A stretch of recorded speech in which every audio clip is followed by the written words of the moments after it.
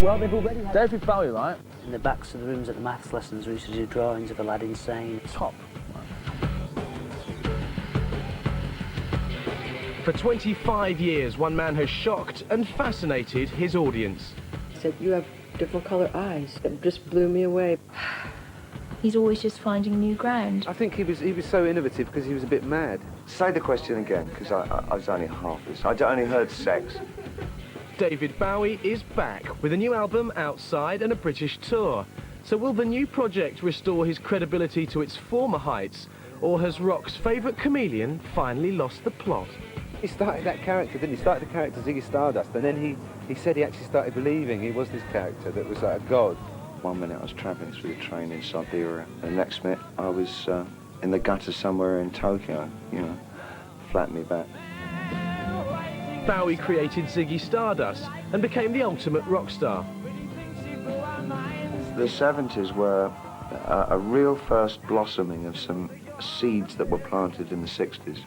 I was just sort of there at that time and came to represent in a physical way the kind of questionings that people were beginning to have, whether it be civil rights or whether it be a new way of dealing with sexuality.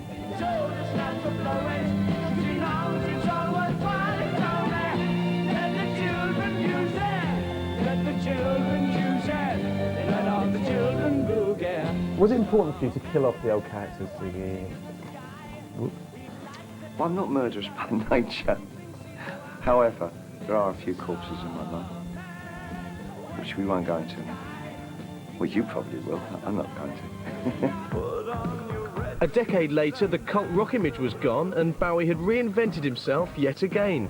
Let's Dance became one of the biggest selling albums of the early 80s and Bowie was hurled into pop superstardom. Let's Dance was a huge commercial success. Yeah. Remind me. We used to play Let's Dance, put on your red shoes. We used to play that at the clubs.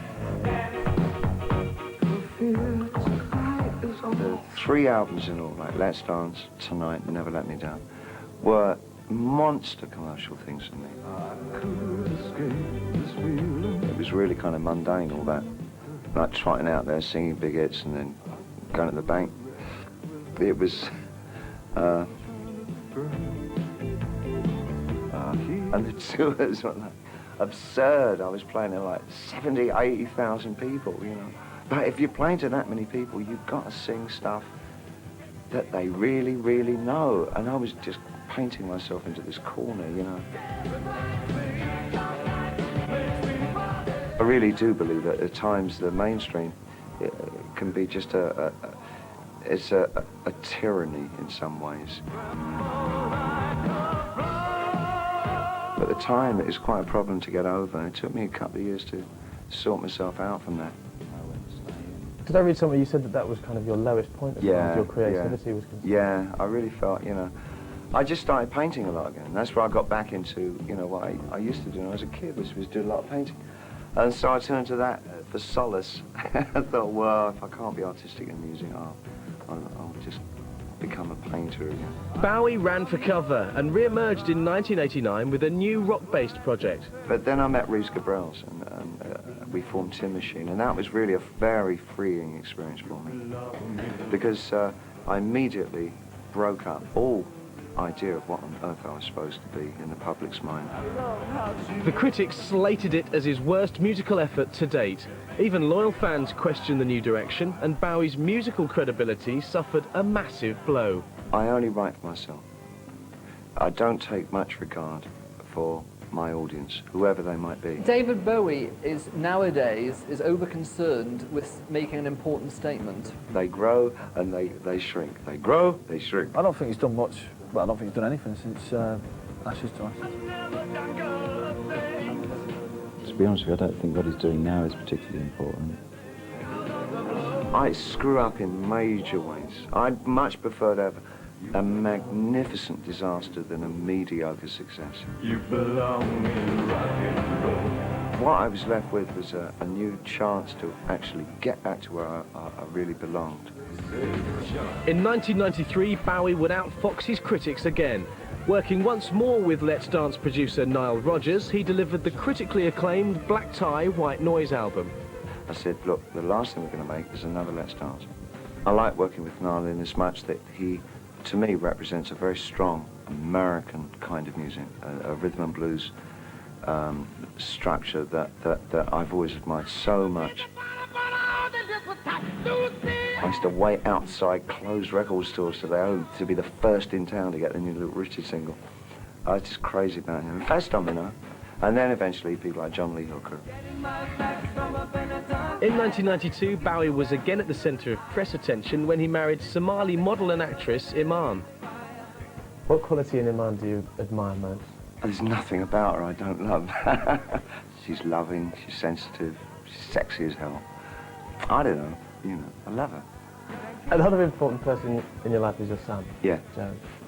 How does he feel about having a megastar pop dad? We don't talk about it very much. I think he thinks it's all rather funny. I mean, I play him like the things that I do, and he laughs. He says, I can't believe you, Dad. He said, how come you still get so excited about it all? But I wonder why. Yes, I wonder. Despite having a home in Switzerland, Bowie now spends most of his time living in the States. In this country, it's like two nations living within sight of each other, but not anywhere near. Does that cause you problems with your personal life? No. You get the odd comment, obviously, you know, one always does. But you're kind of in that strange position where the celebrity factor almost presents some kind of cocooning to that, you know, because they say, oh, it's David and Iman. But I'm always terribly worried about the celebrity thing anyway, because you kind of think, well, what? You know, where would I be in their eyes if I wasn't who I was?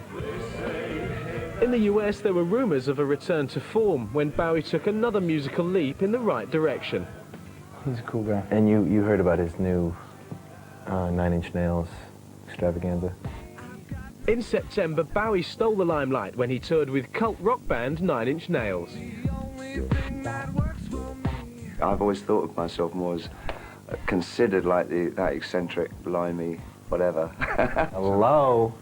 Beer nuts. That comes over intermittently and does a tour and then goes away again, and it's sort of, you know, like that. I used to drum along to Ziggy Stardust. Did you?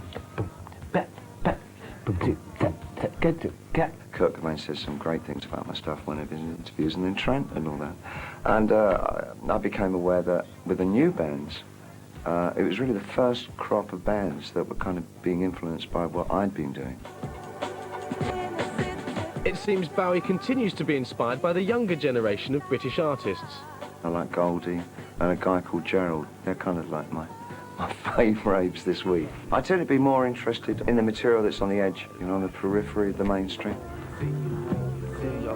Tricky especially, I think, is so cool.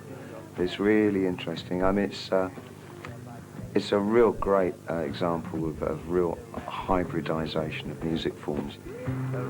Never afraid to take creative risks, Bowie was a multimedia artist before the term was coined. In April, he exhibited his artwork at London's Cork Street Gallery. That was really brave. I enjoyed it tremendously. It was really interesting to see the kinds of people that came into the show, from haters to lovers. Do you think that there's a... Not too many old lovers, actually.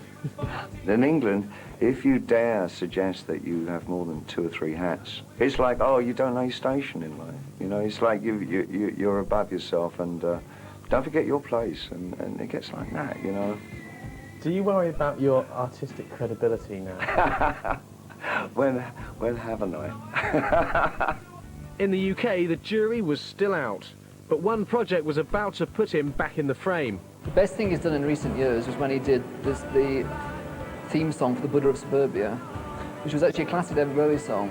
And it was obviously kind of influenced by the fact that he was brought up in South London. The whole thing was about South London. And it was rather a moving song. It was a great David Bowie kind of melody and all the rest of it.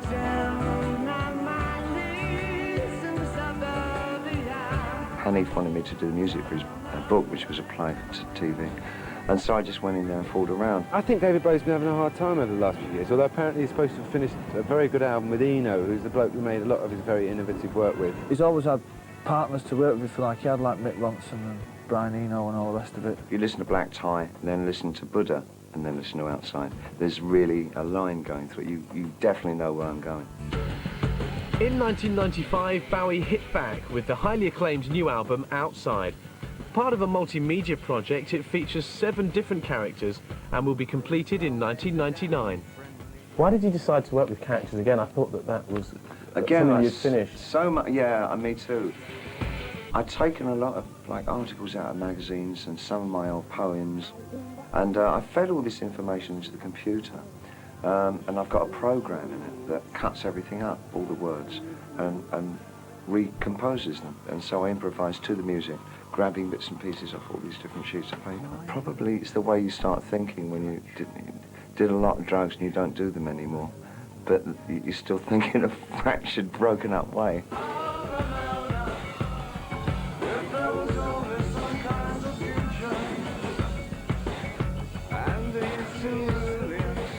There's a guy called Nathan Adler, who's an art detective.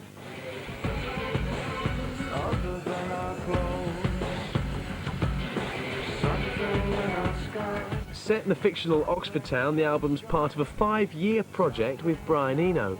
It will encompass a lot more characters than just the 7 I've got so far. You know, because this town will take any number of characters, so it might widen up. It might be a cast of hundreds. A lot of your music's based around the future. Yeah, I think I use the future more as a place to put my thoughts. I'm not sure that I really believe in it as a place, you see.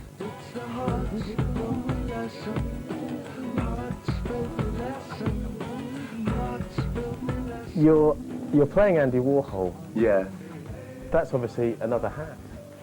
It was more of a white wig. It was so funny, you know, because I said, look, we got to get the look right. So they got his stuff from the Pittsburgh Museum, and it was so strange because you could smell him on it. All his perfume was all over the clothes and the wig and everything, you know. And very, very sweet, I thought, a stick of pancake in his handbag so he'd look so he could cover his spots when he went out. I don't derive that much pleasure from actually acting. It's not on my list of priorities. I don't have that driving need to be an actor.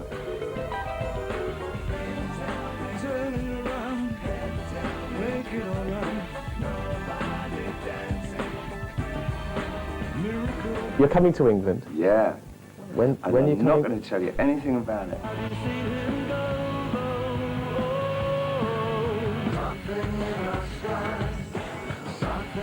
So how does Bowie cope with being hailed as a pop legend? I'd be a fool not to be aware of what my contribution has been to music over the years. You know, I kind of hear traces of it here, there and everywhere. He's written some of the greatest songs in rock and roll. Well, One Lifetime, Rock God. Great innovation. Symbol. He's someone that I would aspire to. I don't deal with it. You kidding me? He definitely contributed to pop music in a major way. They got a message from the action man. My little China girl.